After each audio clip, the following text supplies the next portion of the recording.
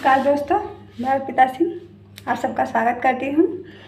दोस्तों, एक नज़र डाल लेते हैं बीते हफ्ते की सुर्खियों पर।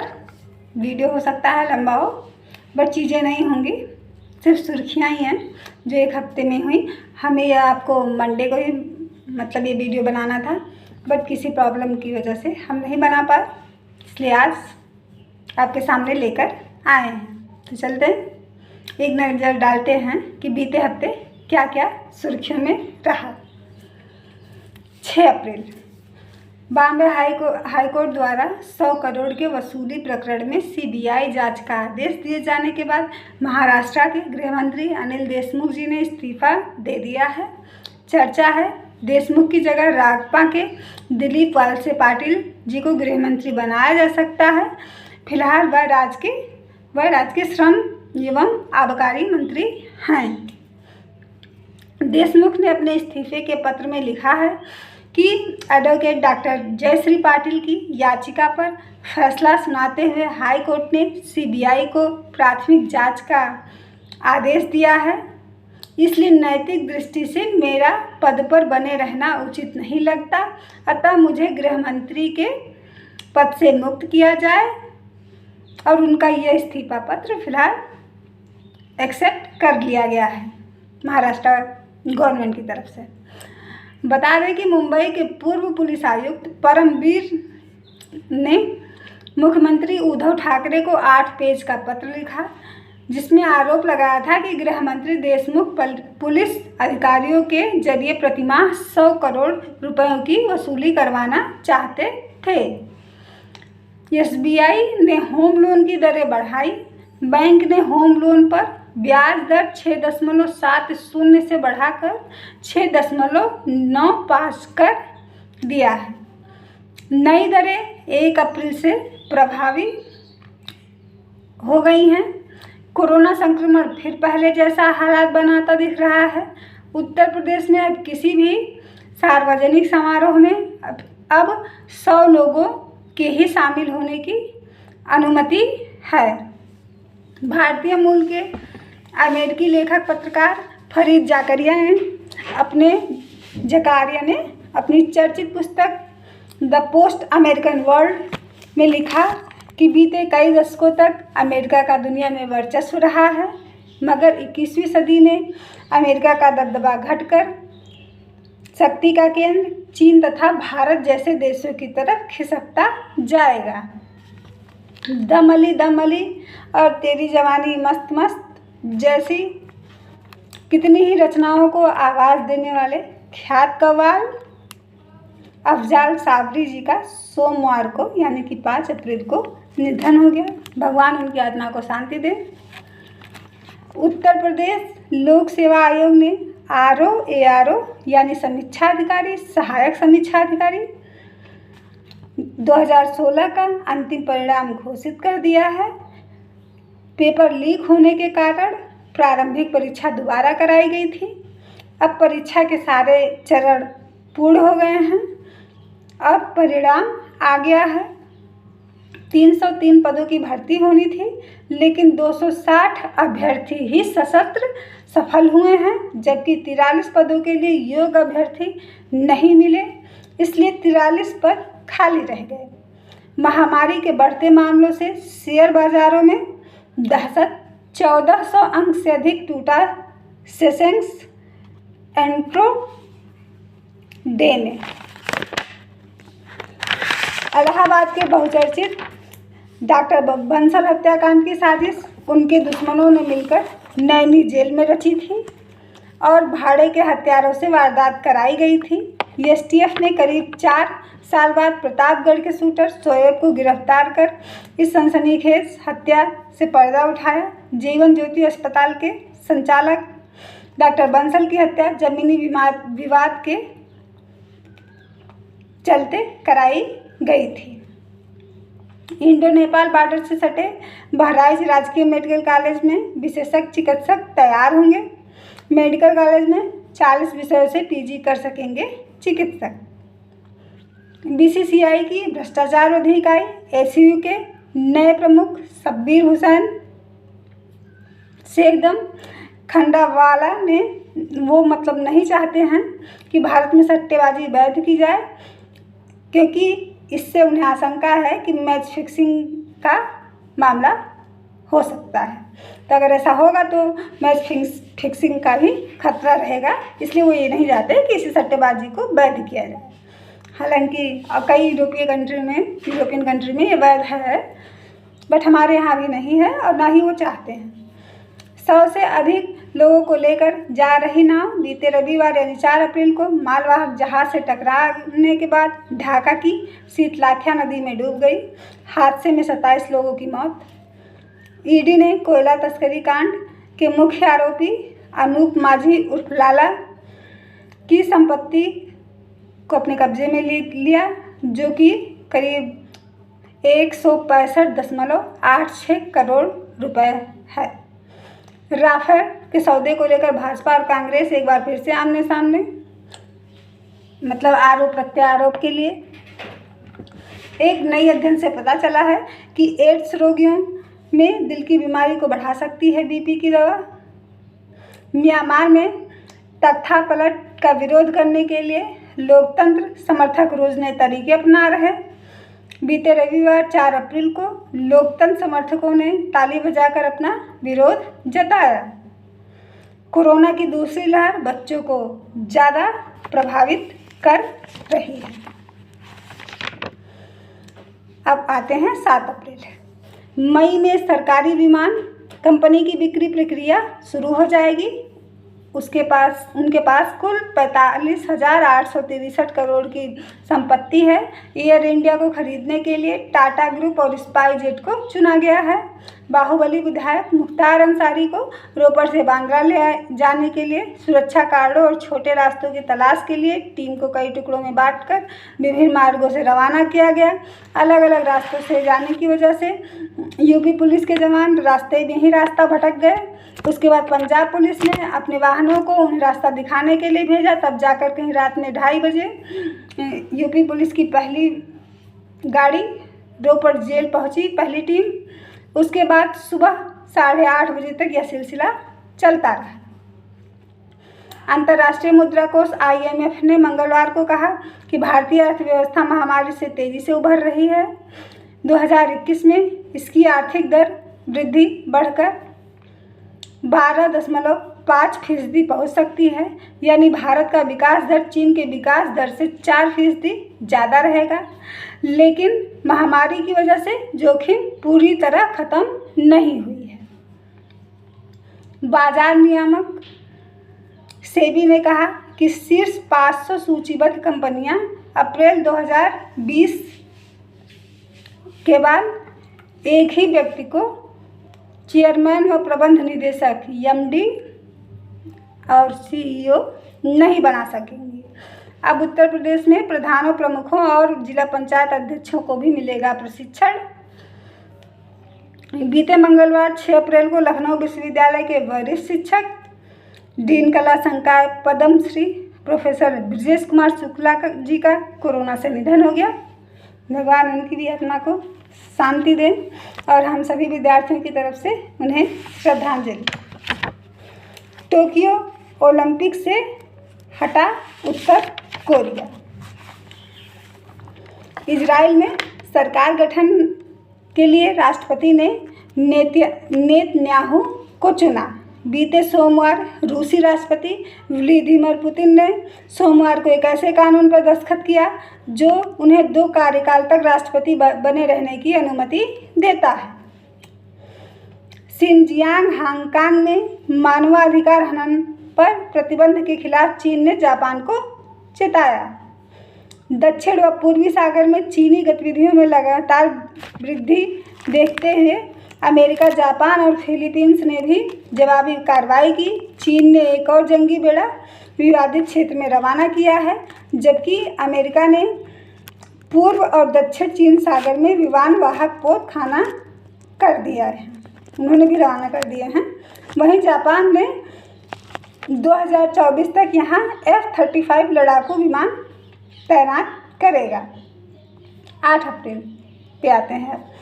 यूपी बोर्ड की हाई स्कूल और इंटरमीडिएट की परीक्षाएं 8 मई से शुरू होंगी।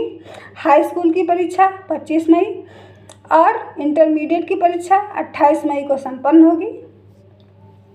8,513 केंद्रों पर परीक्षा होगी। कोविड प्रोटोकॉल का पालन होगा, जैसे sanitisation, mask, social distancing etcetera etcetera. तो सोशल डिस्टेंसिंग तो वैसे भी ज़रूरी है। पंजाब के रोपड़ ज़िले में बंद मुलजिम मुख्तार अंसारी 4:30 बजे सुबह के मतलब तड़के उत्तर प्रदेश के बांद्रा जेल पहुंचे। सुप्रीम कोर्ट ने आदेश दिया था कि 52 केसों के आरोपी मुख्तार अंसारी को 8 मई तक बांद्रा जेल शिफ्ट कर दिया जाए। यूपी में 15 केसों पे हियरिंग चल रही है। 2005 मऊ दंगे का पुलिस के अनुसार मुख्य आरोपी मुख्तार अंसारी हैं। दंगे को लेकर उस समय के तत्कालीन राज्यपाल टीवी राजेश्वर जी ने पुलिस प्रशासन को उन्हें गिरफ्तार करने का आदेश दिया था। पुलिस गिरफ्तारी से पहले ही मुख्तार अंसारी ने स्थानीय अदालत गाजीपुर में समर्पण कर दिया था। उसके बाद से ही वो जेल में रहा। सुरक्षा कारणों से कई जेलों में उसे स्थानांतरित भी किया गया। वह गाजीपुर, मथुरा, वाराणसी, आगरा जैसे कई जेलों में रहा। फिर बांदा जेल में शिफ्ट किया गया। वहीं उसे पहला दिल का दौरा भी पड़ा था। 2019 में 25 मई पंजाब पुलिस वारंट के साथ आई। इसके बाद वह करीब 26 महीने पंजाब के रोपड़ जेल में रहा। पंजाब पुलिस उसे एक बिल्डर से रंगदारी मांगने और धमकाने के आरोप में बांदा से रोपड़ ले गई थी, लेकिन रोपड़ जेल प्रशासन ने ले गई थी। यूपी पुलिस उसके बाद 8 बार पंजाब अंसारी को लेने गई, लेकिन रोपड़ जेल प्रशासन ने कभी बीमारी, कभी सुरक्षा कारणों तो कभी डॉक्टर की सलाह आदि का हवाला देकर मुख्तार को यूपी पुलिस को नहीं सौंपा। मामला देश की सर्वोच्च अदालत पहुंच गया और फिर सुप्रीम कोर्ट का फैसला 25 मार्च को यूपी पुलिस के फेवर में आया और आज यानी 8 अप्रैल को तड़के सुबह यूपी पुलिस की टीम उसे लेकर बांद्रा जेल पहुंची। 40 मिनट के कागजी कार्रवाई के बाद उसे बांद्रा जेल के बैरक नंबर 15 में शिफ्ट कर दिया गया। इसको इसलिए दोस्तों पूरा ब्रीफली बता रहे एक्सप्लेन कर रहे हैं क्योंकि ये आज का 8 अप्रैल का मतलब ये सबसे बड़ी सुर्खी यही रही है। उसका मेडिकल चेकअप के लिए स्थानीय मेडिकल कॉलेज के डीआईजी के कहने पर 4 डॉक्टरों का पैनल बना दिया है। हालांकि प्रारंभिक इलाज जेल के डॉक्टर ही करेंगे और उनके फ़ोन पर यह पैनल बांदा जेल इलाके के लिए जाएगा। तब 40 मिनट की कागजी कार्रवाई के बाद उन्हें वहाँ पे बांदा जेल में बैरक नंबर 15 में रख दिया गया है, मतलब बंद कर दिया गया है। वो वहीं रहेंगे, उनके लिए वो नॉमिनेट हो चुका है। फिलहाल उसने जो टीम वहाँ पे जो टीम तैनात की गई थी डॉक्टरों की कि हाँ अभी अंसारी जी आएंगे तो उनका मेडिकल चेकअप होगा, तो अंसारी ने अपने चेकअप से मना कर दिया। उसने मेडिकल टीम से कहा जब हमें ज़रूरत होगी हम खुद बुला लेंगे। उसने हाई बीपी की दवा ली। अस्पताल में 2 व्हील चेयर भी उपलब्ध करवा दी गई है क्योंकि घुटनों में दर्द होने पर वह व्हील चेयर का उपयोग करता है। सोमवार को यूपी पुलिस की टीम को कई भागों में बांटकर अलग अलग रास्तों से रवाना किया गया। काफ़ी चाक चौबंद किया गया। प्रशासन ने अलग अलग रास्तों की वजह से मतलब प्रशासन ने काफ़ी चाक चौबंद मतलब सुरक्षा की बहुत ही टाइट व्यवस्था की। और उसके बाद सोमवार को यूपी पुलिस की टीम कई भागों में बांटकर अलग अलग रास्तों से रवाना की गई। यूपी पुलिस के जवान अलग अलग रास्तों की वजह से रास्ते में ही भटक गए, जैसा पहले बताया। फिर पंजाब पुलिस ने रोपड़ जेल के देर रात अपने वाहनों को भेजा उन्हें रास्ता दिखाने के लिए। फिर 2:30 बजे यूपी पुलिस की पहली टीम रोपड़ जेल पहुंची रात के। उसके बाद गाड़ियों के आने का सिलसिला मंगलवार सुबह 8:30 बजे तक जारी रहा।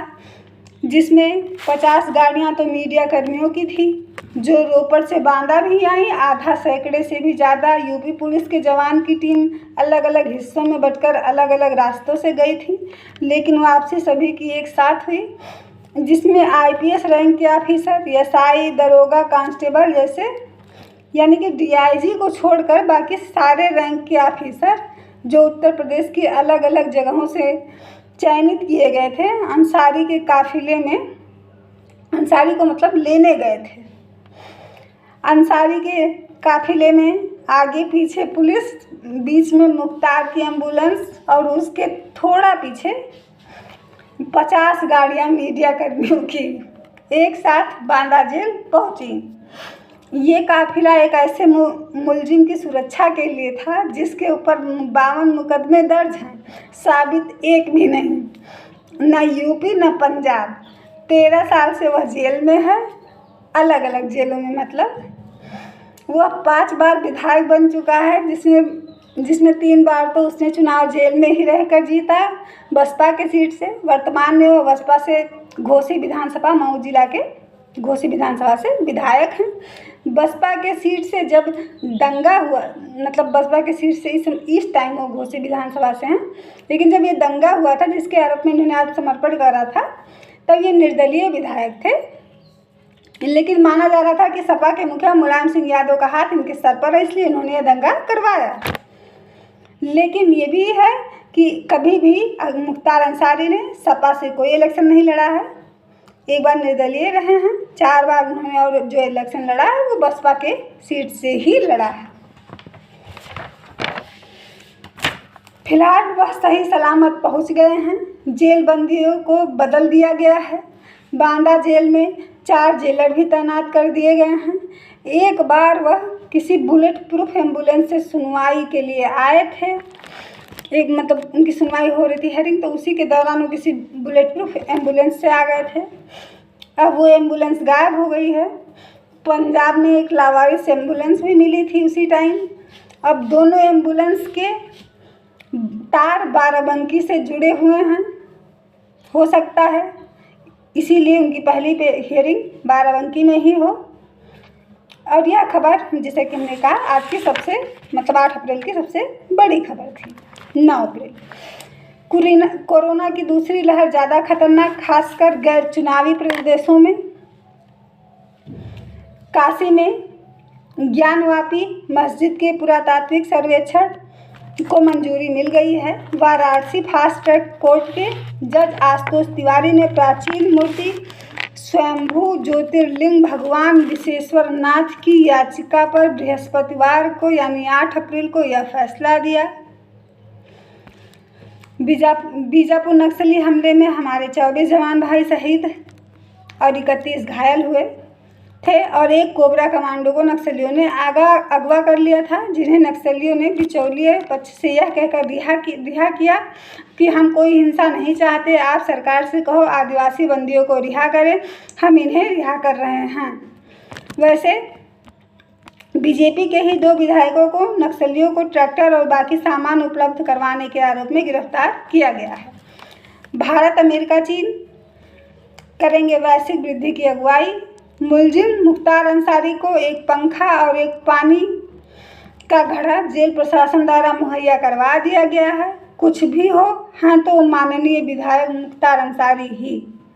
लद्दाख में पुरानी स्थिति को बहाल करने का प्रस्ताव भारतीय अहिंसावादी सरकार की तरफ से दिया गया था। प्रस्ताव में मसले का हल बातचीत करके निकालने का था। चीन ने भी प्रस्ताव स्वीकार कर लिया है। अब दोनों देशों के बीच इस मुद्दे पर वार्ता के लिए 12वीं दौर की वार्ता होगी।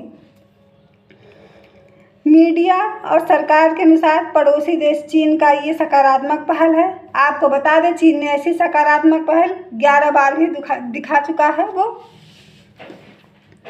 11वीं वार्ता में गुलामा घाटी में हमारे 11 जवान भाई शहीद हुए थे, उस समय भी वार्ता ही चल रही थी। फिर पुलवामा अटैक अगर सकारात्मक पहल है कि तो अंदर 2 देशों के उच्च अधिकारी मतभेदों को सुलझाने के लिए बातचीत कर रहे हैं और बाहर एक देश के जवान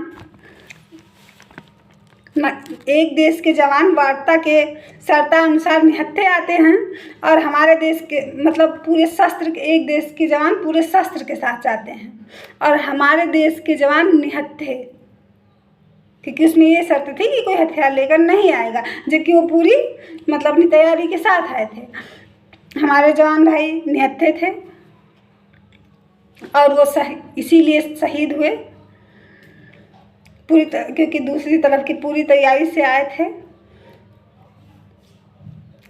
तो ये सकारात्मक अगर पहल है तो मैं ये नहीं जानती पहल कैसी है, लेकिन ये जानती हूँ, मतलब हमें ये नहीं पता है कि ये पहल कैसी पहल है कि जिसमें ये देश का पूरा वो जो मतलब वहाँ की जो आर्मी आती है वो वहाँ के जवान पूरे चाक चौबंद से आते हैं, हमारे देश के निहत्थे जाते हैं।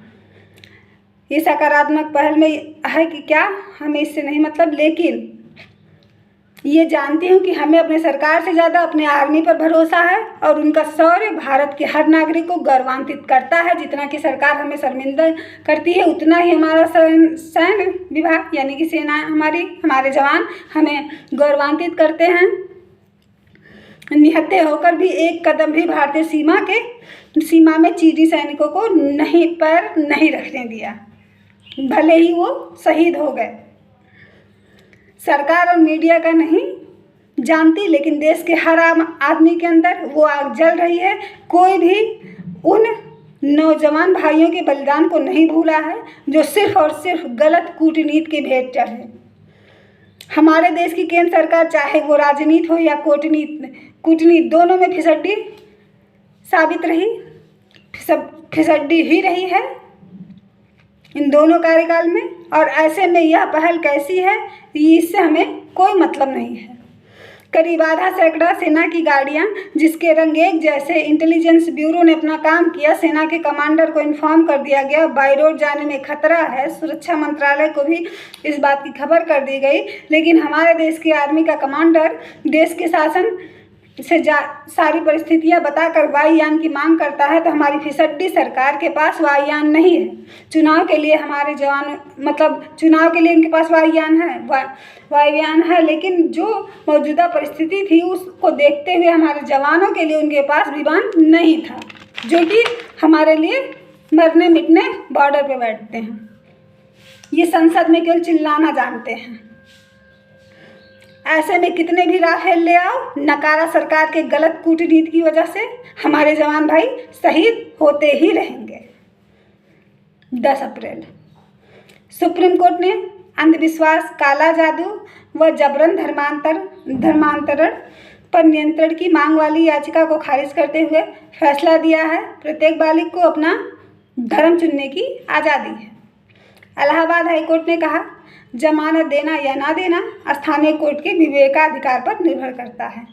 फर्जी पते पर सशस्त्र लाइसेंस बनवाने के मामले में मऊ जिला जज शंकर लाल ने शुक्रवार को आरोपी सदर विधायक मुख्तार अंसारी, जिनको लेने इतना बड़ा काफिला गया था, की जमानत अर्जी मंजूर कर ली है।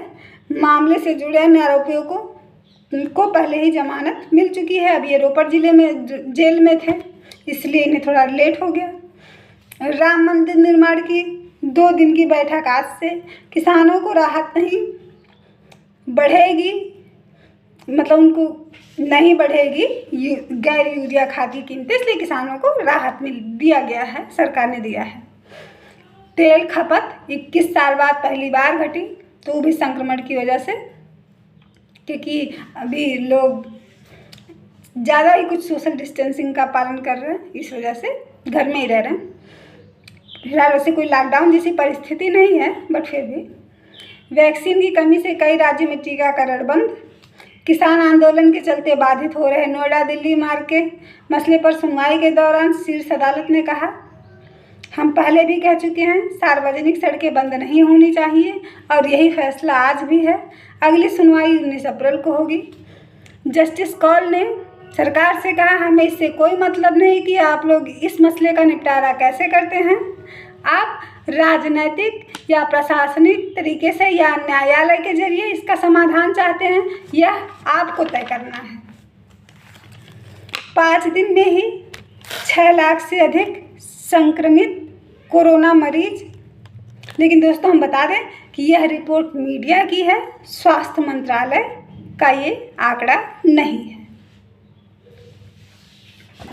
उत्तर प्रदेश मुख्यमंत्री योगी आदित्यनाथ जी पर विपक्षी पार्टी के राष्ट्रीय अध्यक्ष और यूपी के पूर्व मुख्यमंत्री सपा के जो हैं अखिलेश यादव जी ने साधा निशाना, कहा कोविड नियंत्रण में सरकार रही फेल। उत्तर प्रदेश कानपुर नगर में आता है बिकरू ग्राम पंचायत में 25 साल बाद फिर से वही लोकतंत्र की बयार। 10 प्रत्याशी ग्राम प्रधान के चुनाव में उतरे, पोस्टर भी लगे। अपराधी विकास दुबे के मारे जाने के बाद अब यहाँ प्रत्याशियों ने नामांकन फार्म भरे। नहीं तो 25 साल से विकास दुबे के परिवार या गैंग का कोई ग्राम प्रधान बनता था। निर्विरोध 1-2 बार उसने 2-3 प्रत्याशी और निर्विरोध बनता था, लेकिन 1-2 बार उसने प्रत्याशी दिखाने के लिए खड़ा भी किया था, जिससे यह न लगे कि सीट लगातार निर्विरोध जा रही है। इसलिए उन्हें 100-50 वोट उन प्रत्याशियों को भी दिलाए जाते थे, जो कि डमी बन के खड़ा करवाए जाते थे। बाकी प्रधान का नाम तो पहले ही घोषित कर देता था। विकास दुबे पुलिस एनकाउंटर में मारा जा चुका है, जिससे कई बड़े नाम बच गए। लेकिन तसल्ली ये है कि आम जनता को, यानी उसके स्थानीय जहाँ था वहाँ के स्थानीय इलाके की जनता अब राहत की सांस ले रही और लोकतंत्र में पूरी भागीदारी निभा रही है। अपने मतों का भी अपनी स्वेच्छा से मतलब कर सकती है, मताधिकार का प्रयोग भी कर सकती है, और अगर वो प्रधान बनना चाहते हैं तो अपना नामांकन भी करवा रहे हैं। बस एक यही तसल्ली वाली बात रही। 12 अप्रैल कोरोना का कहर इस समय यूपी पे टूटा है।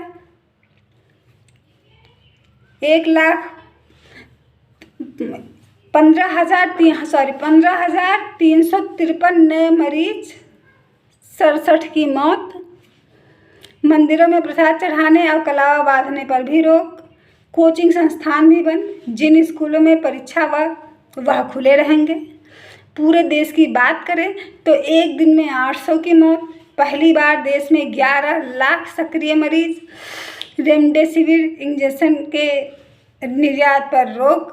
भाजपा ने दुष्कर्म मामले में उम्र कैद की सजा काट रहे पूर्व विधायक कुलदीप सिंह सेंगर की पत्नी संगीता सेंगर के टिकट को काट दिया है।